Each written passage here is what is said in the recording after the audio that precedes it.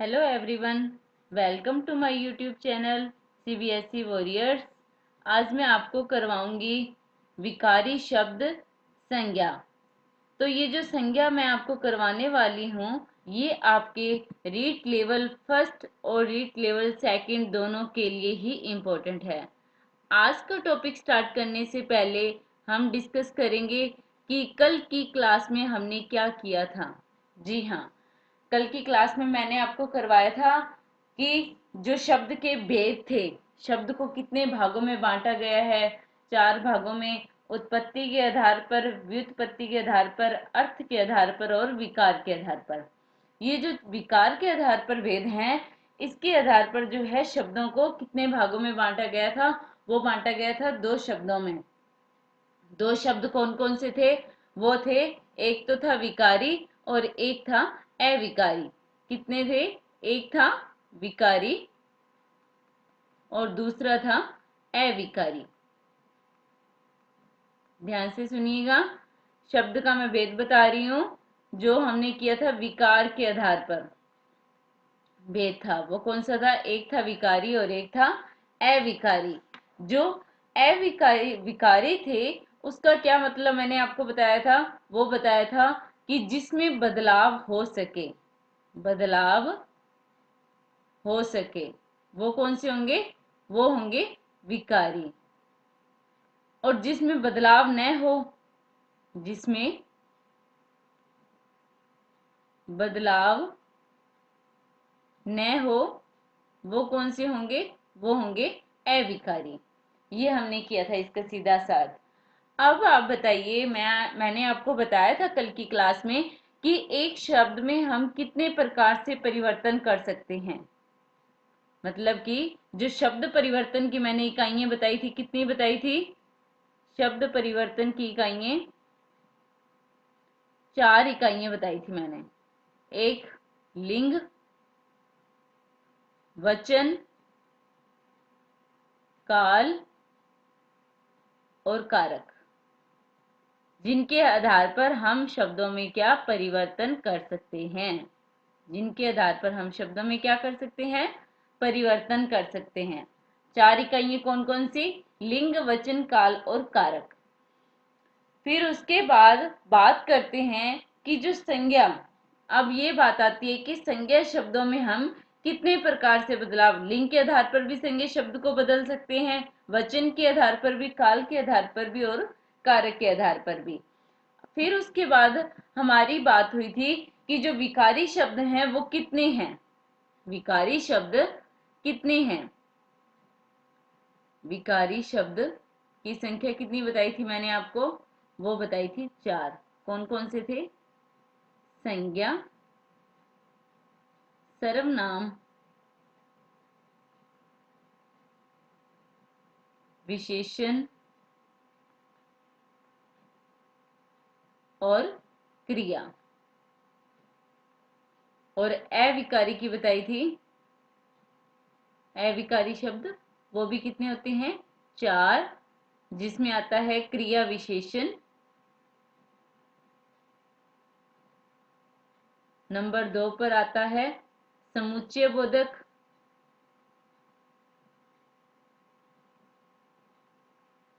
Number 3 पर आता है संबंध बोधक। नंबर 4 पर आता है विस्मयादि बोधक। और नंबर 5 पर आता है निपात। इनके आधार पर क्या होता है? एक शब्द जो जिसमें हम परिवर्तन भी कह सकते हैं, या वो शब्द कौन से होते हैं जिनके जिनके अंदर हम परिवर्तन कर सकते हैं। तो सबसे पहले आज का हमारा जो टॉपिक था, जी हाँ, संज्ञा। संज्ञा पर आते हैं हम। क्या होती है संज्ञा? विकारी शब्द जो संज्ञा है, क्या होती है? सभी ने सुना है कि वह किसी व्यक्ति, वस्तु, स्थान या भाव के नाम को क्या कहते हैं? संज्ञा कहते हैं। लेकिन मैं आपको जो बुक्स में होता है, मैं वो आपको रटी रटाई चीज नहीं करवाऊंगी। मैं आपको जो चीज करवाने वाली हूँ, आप ध्यान से सुनिएगा। रटने की जरूरत नहीं है, सिर्फ समझने की जरूरत है, क्योंकि हम शुरू से ही रटते आए हैं। कि व्यक्ति वस्तु स्थान के नाम को संज्ञा कहते हैं। आज मैं आपको सीधी सी बात बताती हूँ कि दुनिया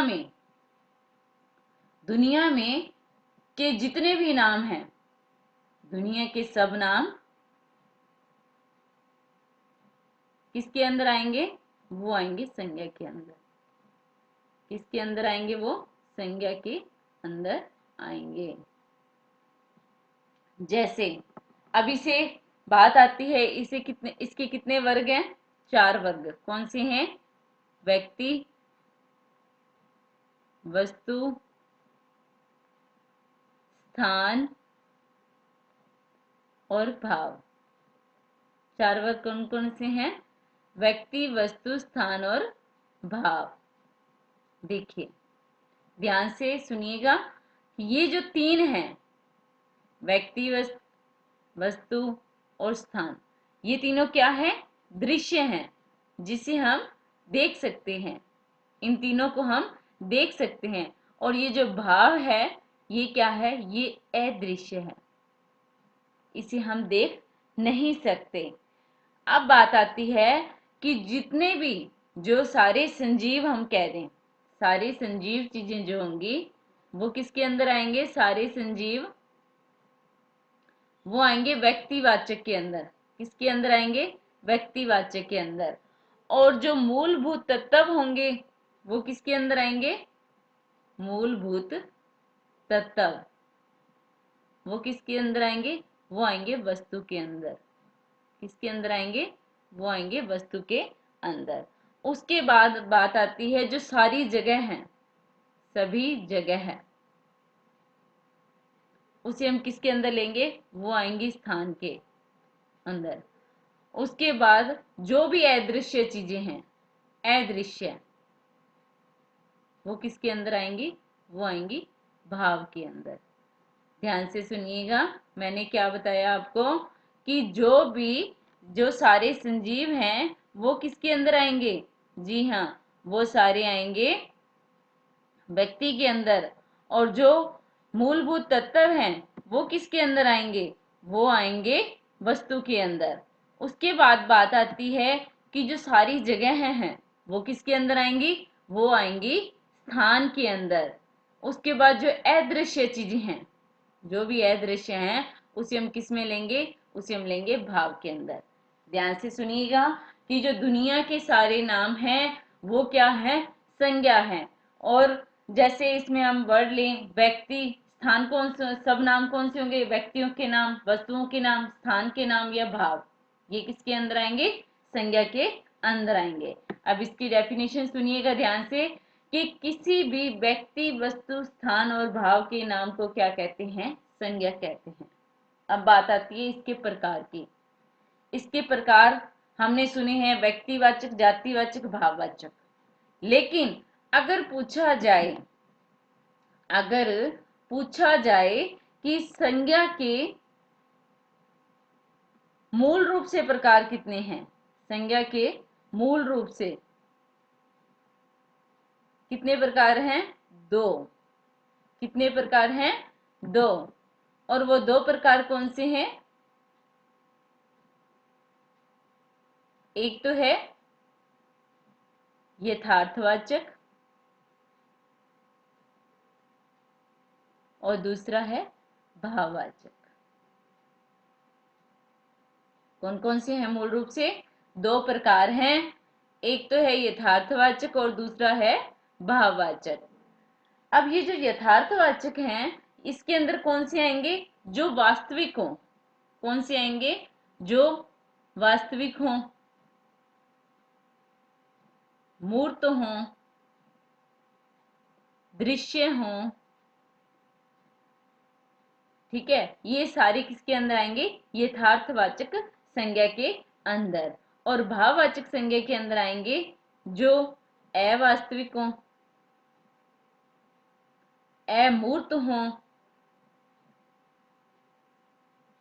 अदृश्य हों। ये किसके अंदर आएंगे? ये आएंगे भाववाचक संज्ञा के अंदर आएंगे। जैसे अब इसकी कैसे पहचान करेंगे? क्या होती है यथार्थवाचक संज्ञा?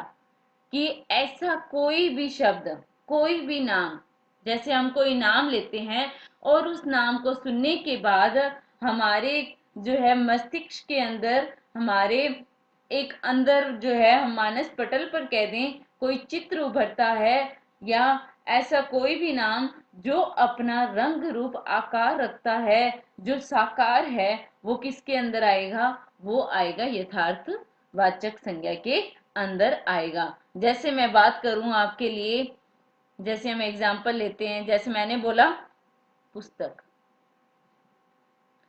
अब पुस्तक सुनते ही हमारे मन में आ गया कि हाँ, एक पुस्तक होती है जिसके अंदर विचार होते हैं, कि कोई ग्रंथ होता है, जिसके कोई हम पुस्तक ले लेते हैं सब्जेक्ट की, जिसके अंदर उसका सारा विवरण दिया होता है, इसी तरह उसका सारा ब्यौरा जो है हमारे दिमाग के अंदर आ जाता है, जिसे हम क्या कहेंगे? यथार्थवाचक संज्ञा कहेंगे।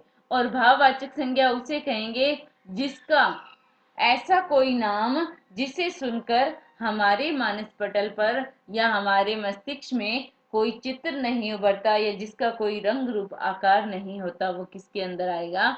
वो आएगा भाववाचक संज्ञा के अंदर।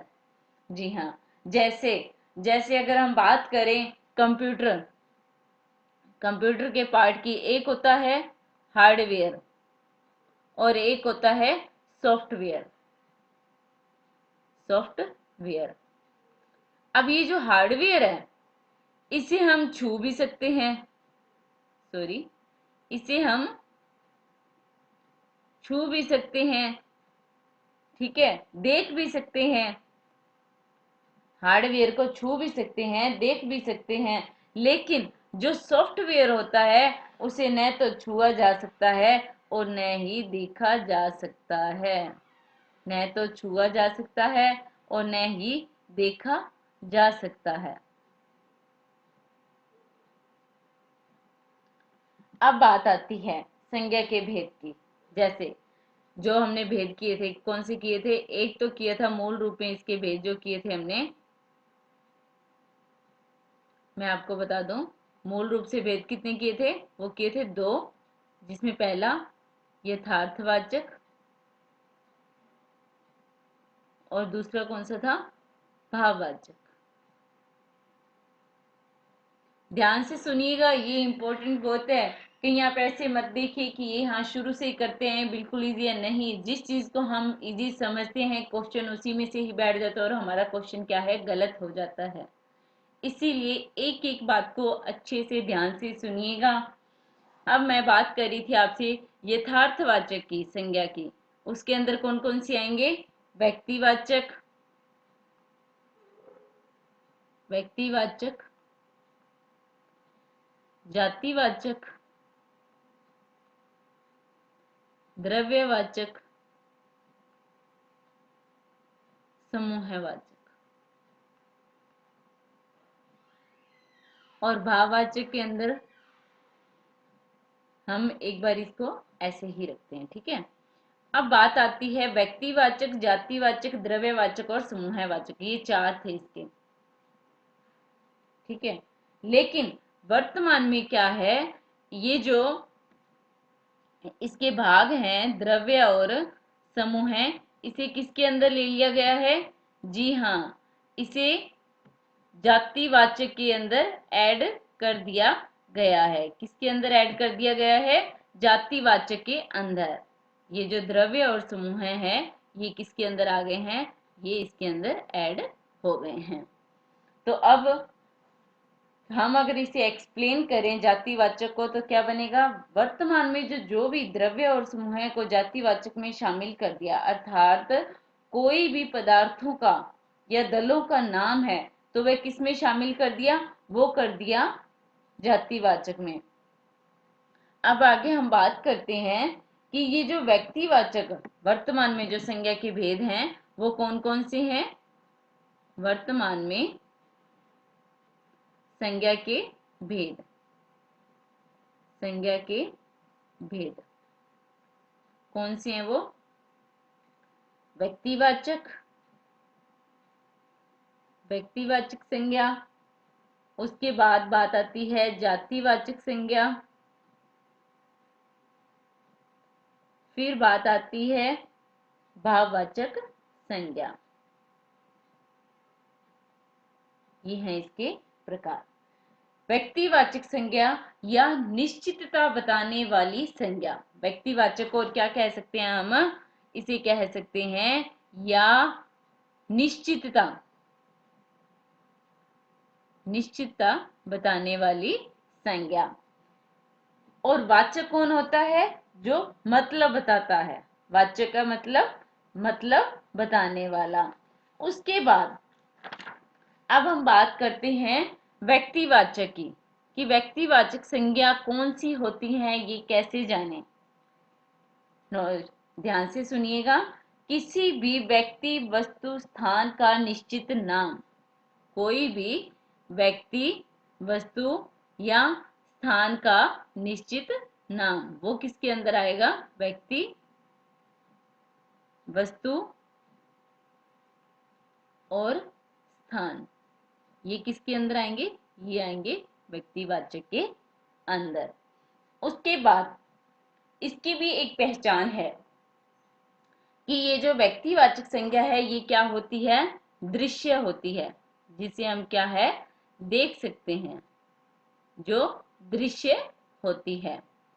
और उसके बाद बात आती है इसकी पहचान करने की, कि ये जो इसके जो उदाहरण होंगे वो कैसे होंगे। एक तो वो होंगे दृश्य, और नंबर 2 वो क्या होंगे, वो सदैव क्या होंगे, एक वचन होंगे।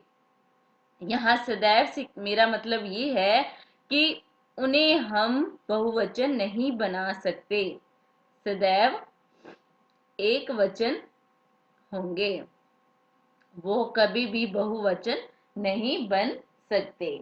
जैसे मैंने एग्जाम्पल लिया मोहन, क्या लिया, जैसे मैंने एग्जाम्पल लिया मोहन। अब क्या हम मोहन को मोहने लिख सकते हैं, इसका बहुवचन बना सकते हैं, नहीं बना सकते। तो ये किसके अंदर आएगा, ये आएगा जातिवाचक के अंदर। वे शब्द या ये वे व्यक्ति वस्तु या स्थान का नाम जो एक तो दृश्य हो और सदैव एक वचन हो, जिसे हम बहुवचन ना बना सकें, वो किसके अंदर आएगा, वो आएगा व्यक्तिवाचक संज्ञा के अंदर। अब बात आती है, जैसे आप कह दो, अब नंबर जैसे मैंने लिख दिया कि पुस्तक, ये है तो दृश्य है, ये है तो दृश्य है, लेकिन सॉरी पुस्तक है दृश्य, लेकिन हम इसका क्या है, बहुवचन बना सकते हैं, पुस्तकें, सॉरी, तो इसका हम क्या है, बहुवचन बना सकते हैं। जैसे पुस्तक का मैंने बनाया पुस्तकें, तो ये व्यक्तिवाचक संज्ञा के अंदर नहीं आएगा, क्योंकि व्यक्तिवाचक संज्ञा की मैंने आपको पहचान बताई थी कि व्यक्तिवाचक जो संज्ञा होती है वो सदैव एक वचन होती है। जैसे शहरों के नाम लिख दूं मैं, जोधपुर, शहरों के हो गए, नदियों के हो गए, दिनों के हो गए, वारों के हो गए, महीनों के नाम हो गए, वो सारे किसके अंदर आएंगे, वो सारे आएंगे व्यक्तिवाचक के अंदर। क्योंकि हम जैसे जोधपुर मैंने लिखा, तो क्या हम इसका बहुवचन बना सकते हैं, नहीं बना सकते। राजस्थान लिखा, उसका भी हम बहुवचन नहीं बना सकते। मैंने लिखा गंगा, तो क्या गंगा को हम बहुवचन बना सकते हैं, नहीं बना सकते। तो ये सारे किसके अंदर आएंगे, ये सारे व्यक्तिवाचक संज्ञा के अंदर आएंगे। उसके बाद बात आती है नंबर 2 पर, जातिवाचक संज्ञा। नंबर 2 पर बात करेंगे जातिवाचक संज्ञा। जैसे मैंने आपको यथार्थ के अंदर ही बताया था कि जो व्यक्तिवाचक और जातिवाचक हैं, ये दोनों क्या हैं, ये दोनों दृश्य के अंदर आते हैं, दृश्य के अंदर आते हैं। अब जातिवाचक की हम बात कर रहे हैं। जातिवाचक की अगर डेफिनेशन है तो वो ये है कि किसी व्यक्ति वस्तु स्थान की जाति समूह या वर्ग के नाम को क्या कहेंगे, जातिवाचक संज्ञा कहेंगे। किसी, ध्यान से सुनिएगा, किसी व्यक्ति वस्तु स्थान की जाति समूह वर्ग के नाम को क्या कहेंगे, जातिवाचक संज्ञा कहेंगे। जैसे मैंने लिखा लड़का, तो बात हो रही थी, अब जैसे लड़के का हम बहुवचन बना सकते हैं, लड़के का हम बहुवचन बना सकते हैं। मैंने लिखा लड़का, तो इसका बहुवचन क्या बनेगा? लड़के। तो ये किसके अंदर आएगा? ये आएगा जातिवाचक संज्ञा के अंदर, क्योंकि ये दृश्य भी है और इसे हम बहुवचन भी बना सकते हैं। तो ये किस में आएगा? ये आएगा जातिवाचक संज्ञा के अंदर। ध्यान से सुनिए, मैं एक बार फिर से रिपीट कर रही हूँ। जातिवाचक संज्ञा उसे कहते हैं जिसमें किसी व्यक्ति, वस्तु, स्थान की जाति, समूह, वर्ग के नाम को क्या कहा जाता है? जातिवाचक संज्ञा कहा जाता है। कि वे शब्द जो दृश्य भी हैं, वे चीजें जो दृश्य भी हैं और दृश्य होने के साथ अगर वो एक वचन है लेकिन उसे हम बहुवचन बना सकते हैं, तो वो किसके अंदर आएंगी? वो आएंगी जातिवाचक के अंदर। लेकिन जिसका एक वचन है और उसे हम बहुवचन नहीं बना सकते, वो आएंगी व्यक्तिवाचक के अंदर। अब नंबर 3 पर हम बात करते हैं। नंबर 3 पर हम बात करेंगे भाववाचक संज्ञा। भाववाचक संज्ञा किसी व्यक्ति, वस्तु, स्थान के भाव के नाम को क्या कहेंगे? हम भाववाचक संज्ञा कहेंगे। और इसका मैंने आपको बताया था कि ये क्या होती हैं? ये अदृश्य होती हैं। क्या होती हैं? अदृश्य होती हैं। जैसे मैं बात करूं, दया हो गई, दया, दुख, चिंता, ठीक है, चिंता हो गया, सुख हो गया, दयनीय, करुणा, तो ये सारे किस में आएंगे? ये सारे आएंगे भाववाचक संज्ञा के अंदर आएंगे। लेकिन इसके पीछे भी एक मैं आपको इंपॉर्टेंट फैक्ट बताती हूं। जैसे मैंने लिखा बुराई, ये किस में आएगी? ये एक तो अदृश्य है, ठीक है, तो फिर ये इसे हम किसके अंदर लेंगे? और ये एक वचन है, बुराई क्या है? एक वचन है। और अगर मैं इसे लिख दूं बुराइयां, क्या लिख दूं? बुराइयां, तो ये किसके अंदर आएगी? एक तो ये बहुवचन बन गई, बहुवचन, ठीक है, और एक ये क्या है? अदृश्य है, और ये एक वचन है। अब देखिए, ये जो एक वचन और अदृश्य है, इसे हम किसके अंदर लेंगे? ये तो आएगी भाववाचक संज्ञा। कौन सी आएगी? भाववाचक संज्ञा। और ये जो मैंने बुराइयां, बुराई का बुराइयां बहुवचन बनाया है तो ये भी अदृश्य है। लेकिन जो अदृश्य जिनको हम बहुवचन बना सकते हैं, जो बहुवचन बने हुए हैं, उसे हम किसके अंदर लेंगे? वो जातिवाचक संज्ञा होगी। कौन सी होगी? जातिवाचक संज्ञा होगी। तो ये संज्ञा का चैप्टर आज हमारा यहीं खत्म होता है। मिलेंगे नेक्स्ट क्लास में। और प्लीज, अगर आपको कोई चीज समझ नहीं आती है तो आप हमें कमेंट कीजिए। लेकिन मैं आपसे यही चाहती हूँ, चाहे आप थोड़ा कीजिए लेकिन उसे अच्छे से कीजिए। ऐसा कीजिए कि कहीं से भी क्वेश्चन आ जाए तो आप कर सको। रटने की जरूरत नहीं है, सिर्फ समझना है। तो मिलेंगे नेक्स्ट क्लास में। So thank you.